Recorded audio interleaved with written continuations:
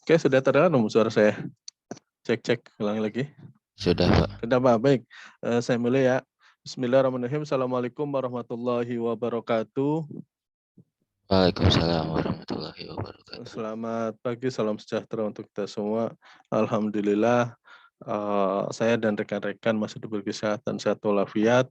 Terus kemudian mungkin ini minggu terakhir ya sebelum UTS. Saya sedikit menyampaikan materinya tentang peluang dan tantangan industri 4.0. Artinya gini teman-teman, IMK ini mengambil peran penting dalam mengembangkan sebuah aplikasi dan beberapa proyek di masa depan. Nah ini tantangan kita untuk ke depan bahwa jangan sampai ketinggalan sebuah informasi atau perkembangan teknologi informasi dan bagaimana cara mengembangkannya. Nah di sini ada peluang dan tantangan. Lalu kemudian,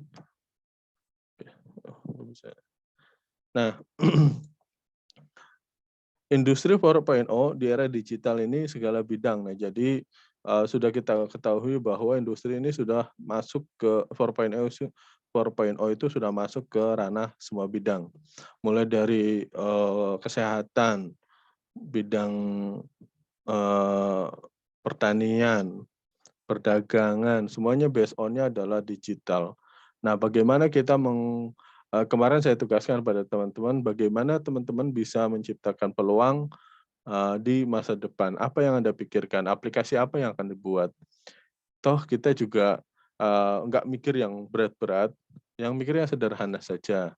Yang contohnya aja lo sudah jelas bahwa ketika munculnya Gojek, hal yang tidak kita prediksikan, saya pribadi, kok bisa Gojek bisa setenar ini?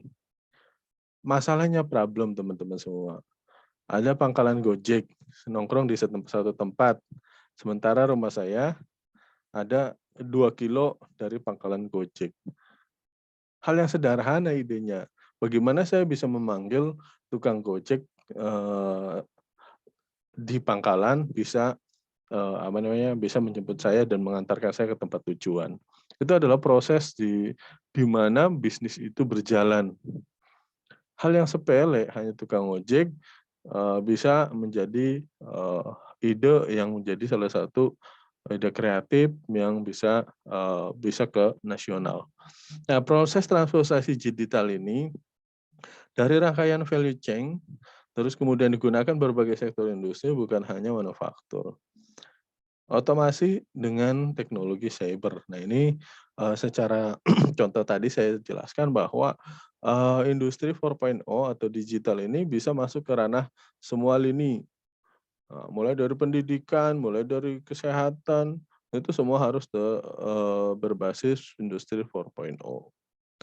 Nah terus kemudian, nah ini sejarahnya. Ini di awal saya sudah jelasin kalau nggak salah ya. Sejarah industri.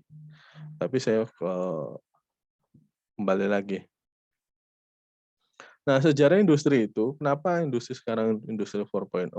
Dulu industri 1.0 itu adalah mechanic production equipment power by stream. Jadi masih tenaga uap. Dulu masih dulu dari tenaga manusia, bahkan belum ada mesin, belum ada ini. Sekarang ada teknologi tenaga uap di industri 1. Industri kedua, product assembly lining. Nah, dulu belum ada yang namanya mesin dari uap tersebut, diciptakanlah mesin pembuat atau mesin merakit sendiri. Nah, dengan tenaga uap itu atau tenaga uap. Nah, dari mesin tersebut maka buatlah sistem yang bisa merakit, sistem yang itu bisa apa? Bisa mempermudah pekerjaan manusia. Nah, yang ketiga barulah industri 3 yaitu automatic production using electronic dan IT. Nah, sini sudah mulai muncul robot. Nah, robot itu bisa menggantikan sebuah manusia. Nah, artinya teman-teman dan terakhir adalah industri 4.0. Semua mulai dari produksi sampai dengan pemasaran by digital. Nah, artinya apa di sini? Ada peran manusia yang sedang tersingkirkan. Mulai dari industri pertama itu adalah sebelum ada industri pertama itu pekerjaan-pekerjaan semuanya digunakan atau kerjakan melalui tenaga manusia. Industri kedua udah mulai merakit sebuah robot. Manusia tersingkirkan karena ada beberapa robot yang sudah, bukan robot dulu tapi perakit namanya.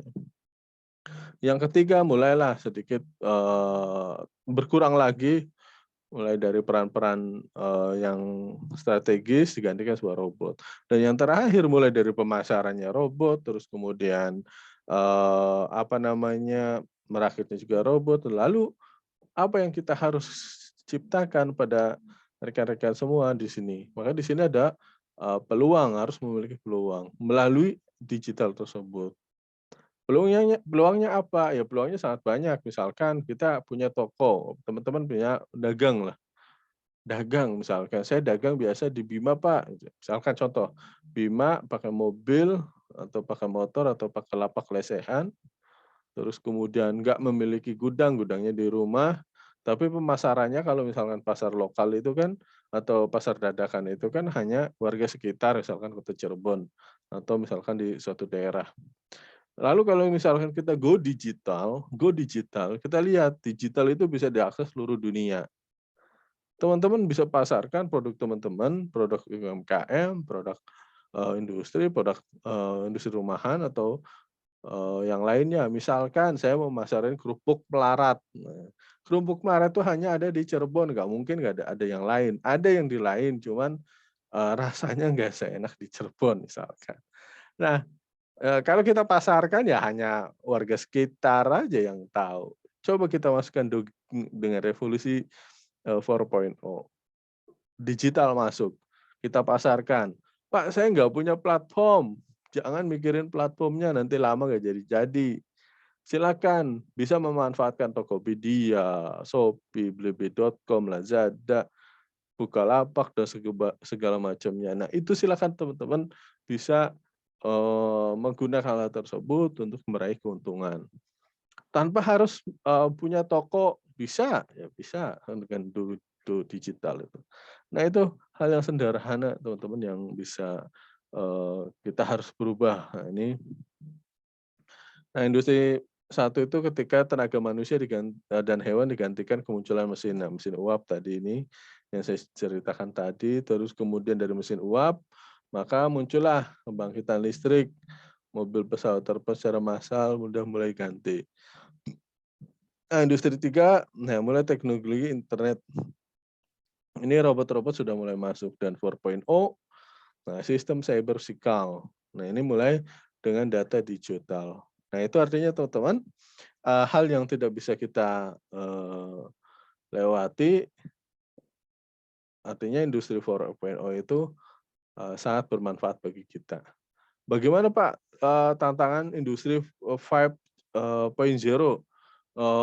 yang 4 aja kita sedang dinikmatin, apalagi yang 5 nanti akan lebih, mungkin, apa namanya, mobil-mobil sudah pakai listrik semua atau pakai baterai, nah itu. Nah, ini yang harus kita, pahami bahwa harus informasi siklus data ke fisikal. Nah, tadi yang saya jelaskan misalkan, teman-teman nggak punya lapak, nggak punya, ide bagaimana berjualan, bisa manfaatkan, e-commerce dengan, Shopee dan yang lainnya.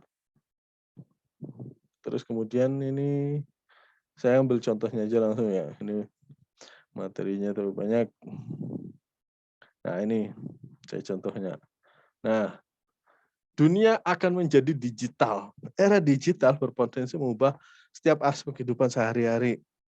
Dari membentuknya kembali bagaimana orang membuat keputusan, meningkatkan pengalaman pelanggan, dan menciptakan model bisnis baru untuk membentukkan rantai nilai untuk tingkat efisiensi yang belum pernah terjadinya.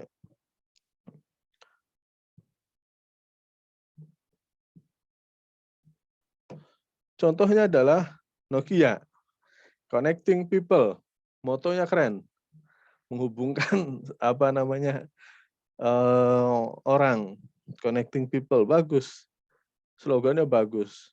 Tapi update-nya lama, jadi keburu hilang. Teman-teman ada yang sudah pernah pakai Nokia di sini? Atau belum? Pernah dulu, Pak. Dulu pernah, alhamdulillah kalau dulu pernah berarti merasakan itu Nokia. Nah, dia motonya connecting people, HP ini handphone HP. Merajai di Indonesia, sangat merajai Nokia. Samsung dan sejenis kalah. Tapi kenapa sekarang bisa mati dengan sendirinya? Nah, ini ceritanya. Di tahun 2002 menguasai 35 bangsa market handphone dunia. Nah, ini kan udah kiranya dunia 35%. Kalau ke 50%-nya kan sekitar 15% lagi. 35 menguasai dunia itu sudah di luar dari target. Nah, ini Nokia yang saya punya ini sebelah kiri ini. Kalau sebelah kanan saya belum punya. Nokia ini dulu HP pertama saya di sebelah kiri, Nokia 3310. Nah, di tahun 2006 73,6% bangsa market smartphone dunia. Jadi semuanya sudah terkonfirmasi atau semua memiliki dengan handphone Nokia dengan motonya adalah connecting people, menghubungkan antara manusia dengan manusia lain atau berhubungan dengan yang lain melalui handphone. Nah, itu data targetnya dari 2002 ke 2006, 2002 ke 2006 itu signifikan. Nah, hampir 50%-nya dia meningkat. Ya, 50% lebih sedikit meningkat. Dari 35 ke 73. Lalu kemudian, ada masanya. Ini jatuh pada masa kejayaan. Nah, Nokia stock price di tahun 2007 sampai 2021 menurun. Dulu stoknya gila-gilaan Nokia ini. Merajainya sangat merajai sekali. Terus kemudian 2007 adalah masa dari jatuh dari masa kejayaan. Nah, kita sejarah. Nah, riwayatnya 1871 didirikan awal produksi ban, kabel, batu bot. Nah, terus kemudian pada tahun 1987 meluncurkan handphone pertama namanya Mobira Cityman. Beratnya hampir 1 kilo. Ini karena dulu mah jangan aneh kalau misalkan HP itu besar, cuman fungsinya untuk nelpon. Ya contohnya laptop, teman-teman itu kan komputer saya dulu masih pakai tabung waktu SMP. Masih tabung, tapi sekarang sudah pada tipis-tipis semua. Nah, 992 itu menjual non-mobile, divisi meluncurkan handphone GSM. Kalau masih merasakan, dulu masih ada GSM, ada kalau dulu smartphone itu apa ya? Bukan non GSM, tapi lupa. Nah, GSM pertama Nokia adalah 10111. Nah, meledaklah di tahun 2000-an. Nah, stock market di 186 miliar US dollar. Nah, ini nggak tahu saya berapa triliun itu. Nah, 2003 handphone 1100 diluncurkan dengan terjual 250 juta unit dan menjadi handphone terpopuler. Nah, ini kan 2003 meledak. 2011 mengganti OS Symbian menjadi Windows platform. Nah, terus kemudian nah muncullah beberapa pesaing-pesaingnya mulai dari iPhone, Android itu semua bisa teman-teman temui. Nah, maka dari situlah kalau misalnya tidak tidak berinovasi, maka ya sedikit ada pergeseran nih, contohnya nih kekuatan smartphone. Worldwide smartphone market share 2007 itu Symbian kan punya Nokia, itu menjuarai. Nah, sekarang ketika smartphone pada tahun 2011 semuanya bergeser. Symbian hanya 27. Yang merdeka adalah waktu tahun 2011 saya alami juga adalah Android. Dulu ada BBM sih, dari Nokia ke BlackBerry Messenger, dari BlackBerry Messenger ke Android sampai sekarang. Nah, itu pergeseran-pergeseran yang sangat nyata yang di depan saya sehingga teman-teman harus bisa mengantisipasi. Nah, pergeser kekuatan industri mobile. Nah, itu mobile sebelum 2007 itu hardware terbatas, mobil OS, mobil internet, fungsional yang telah ditentukan sebelumnya. Nah, industri setelah 2007 itu adalah software, terus kemudian fungsionalitas lengkap, real OS, internet, app store. Nah, ini sangat berbeda jauh sekali ketika 2007 dan 2000 setelah 2007. Ketika saya alami itu waktu masih SMA ya 2007. Mungkin teman-teman 2007 masih kecil atau udah lahir ya, maksudnya udah lahir dan masih kecil lah, masih anak-anak mungkin ya atau SD. Nah, artinya ketika posisi di tahun 2007 terlihat sekali perbedaannya, kita hardware, dan software-nya itu sudah terlihat, terus kemudian app store. Nah, biasanya itu kan kita kalau install pengen aplikasi apa, tinggal di app store. Kalau dulu ketika ingin aplikasi lain saya harus berbayar dulu dan tidak tersedia di, handphone. Lalu kemudian dan yang teringat adalah saya itu tahun 2000 berapa ya? 2006, 2007 ketika saya pengen, nambah lagu karena dulu belum ada fitur download. Nambah lagu yang ada di playlist di handphone kan dulu kan, eee, zamannya saya banyak-banyakan, apa namanya, lagu di dalamnya, lagu di dalam, apa namanya, playlist-nya atau album atau videonya. Nah, dulu masih berbayar, dulu ingat banget, 5.000 itu 3 lagu. Kalau misalkan dikali berapa ya lumayan juga. Kan dulu waktu 5.000 masih mahal segitu. Nah, sekarang semuanya bisa bebas gratis, kemajuan. Nah, itu tentang beberapa kemajuan di, eee, terus kemudian ini, nah perkembangannya ada yang bangkrut, ada yang tutup. Nah, ini saya contoh satu lagi adalah Gojek, mana Gojek. Nah, ini yang tadi saya jelasin tadi.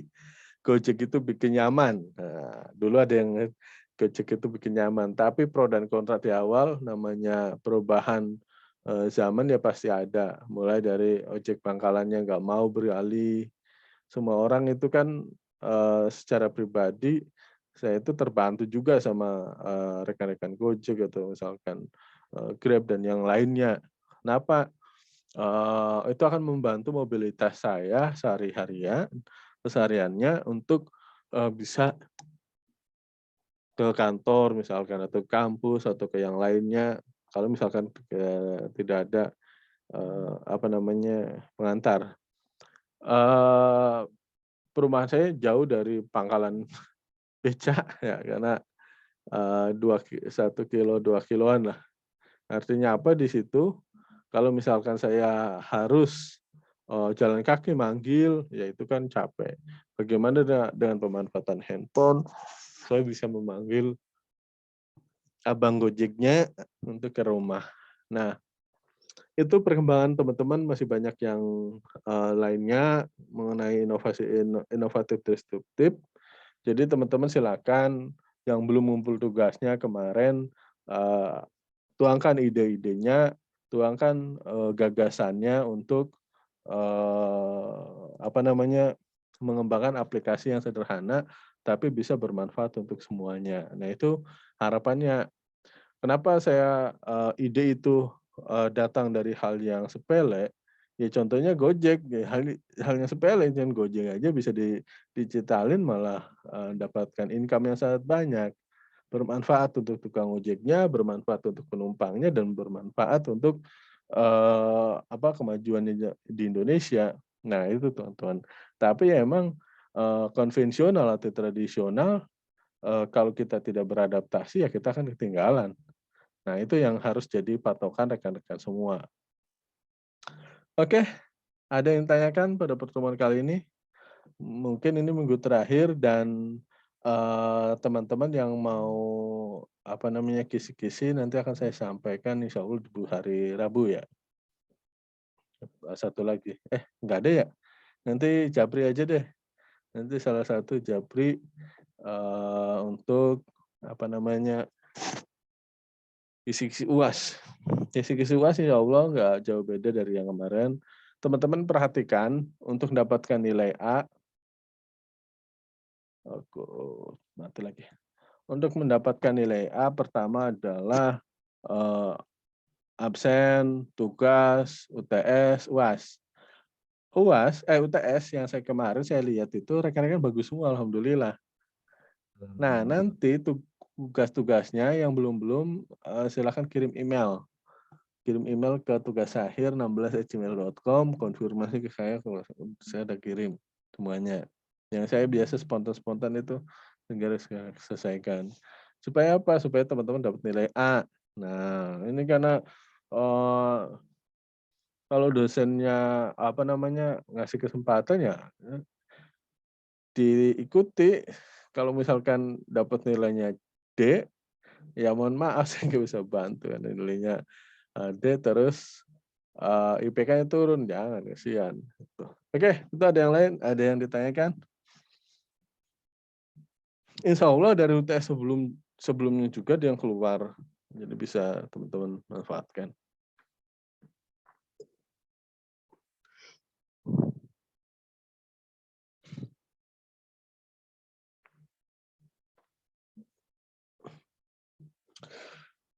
Mas Arya, ada pertanyaan? Cukup, Pak. Cukup ya. Ya, itu saja untuk pertemuan kali ini. Nanti kalau mau kisi-kisi by WhatsApp aja ya, tapi jangan di hari-hari ini karena jadwal saya padat, mungkin di hari Jumat lah.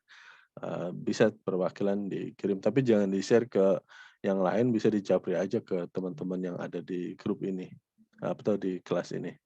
Harapannya dapat A semua, sayangnya jangan sampai ada B, C, apalagi D. Kasihan. Oke, kalau tidak ada, saya cukupi untuk pertemuan kali ini. Sukses buat semuanya. Saya akhiri, wabillahi taufiq wal hidayah. Wassalamualaikum warahmatullahi wabarakatuh. Waalaikumsalam. Jangan lupa absen ya. Pak. Ya, dalam. Mau nanya itu dong, Bang PKM tuh. Oh, PKM. Kalau PKM itu sifatnya proposal, Mas. Jadi kita buat proposal pengajuan ke pusat, ke ke Belmawa kan, Belmawa mahasiswaan. Terus kemudian dari Belmawa itu nanti akan diseleksi nasional. Jadi nggak langsung ada info. Jadi nunggu sebulan. Ya istilahnya berdoa saja semoga gol. Kalau nggak gol ya kita coba lagi tahun depan. Nah, seperti itu. Sama saya juga kalau proposal mah saya ngajuin 4, ditolaknya 2, 2-nya dapat. Nah gitu kan. Ya alhamdulillah kalau misalkan diterima semua. Namanya juga usaha. Kan saingannya sama nasional, bukan sekota Cirebon. Nasional, ini nasional kan, Belmawa itu kan nasional. Kemendikbud, di bawah Kemendikbud, Kementerian Pendidikan. Kan pendidikan pendidikan kan bukan targetnya Cirebon doang, tapi seluruh Indonesia. Jadi kalau misalkan goal ya itu suatu kebanggaan. Saya sendiri kan dulu waktu awal kan saya nggak ngerti penelitian dosen itu. Gagal. Coba tahun lagi dapat, alhamdulillah sampai sekarang dapat terus. Oh ternyata gini cara buatnya. Nah gitu. Kesini. Nanti kabarin aja ya Pak di grup. Pasti dikabarin pasti. Kalau nggak japri ya Pak. Iya. Oke. Terima kasih teman-teman.